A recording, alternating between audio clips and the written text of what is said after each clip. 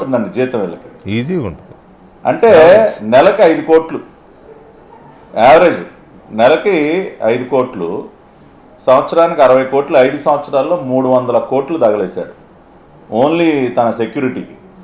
ఇక్కడ తాడేపల్లి కొంప దగ్గరే కాకుండా లోటస్ పాండ్, ఇడుపులపాయ ప్యాలెస్ దగ్గర ఇంకొక 35 మంది, పులివెందుల్లో అక్కడ, మళ్ళీ బెంగళూరు ప్యాలెస్ దగ్గర, ఇట్లా ప్రతి ప్యాలెస్ దగ్గర సెక్యూరిటీ. అంతేకాకుండా విదేశాల్లో చదువుకుంటున్నటువంటి తమ బిడ్డలకు కూడా అక్కడ మళ్ళీ సెక్యూరిటీ, అక్కడ కూడా కొంతమందిని పంపించాడు. మొన్న ఎలక్షన్ పోలింగ్ అయిపోయిన తర్వాత మనోడు విహారయాత్రకి వెళ్ళాడు కదండి, దానికి ఆయన సెక్యూరిటీ సిబ్బందిని కూడా తీసుకెళ్ళడానికి దాదాపుగా 1,70,00,000 ఎంతో దానికి డ్రా చేశాడు. ఏదో 10 రోజులకి మళ్ళీ ఆయన సెక్యూరిటీని అంతా వేసుకుని వెళ్ళటానికి.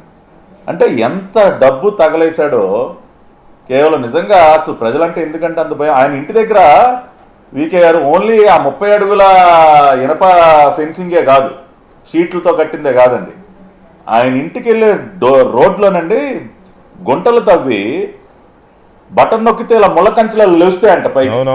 అంటే ఈయన మీద ఏదో యుద్ధ ట్యాంకులు వచ్చేది అటాక్ చేసేస్తే అన్న ఫీలింగ్ ఈయనకి. ఏదో బటన్ నొక్కితే రోడ్డు మధ్యలో నుంచి ఇలా లేచి ఇలా ముళ్ళకంచెలు నుంచుంటాయంట, ఆ ముళ్ళకంచెలు గుచ్చుకుని వాహనాలు ఏదైనా టైర్లు పంచర్ అయిపోవటం, ఆ వ్యవస్థ, బౌల్డర్సు, ఇటువంటివి ఎన్నో. అసలు లేటెస్ట్ టెక్నాలజీ ఏదో ఒక కోట నిర్మించుకున్నాడు చుట్టూ. మరి 151 సీట్లు గెలిచినటువంటి అంత ప్రజాభిమానం పొందినటువంటి వ్యక్తిగా ఎందుకంటే అంత భయం?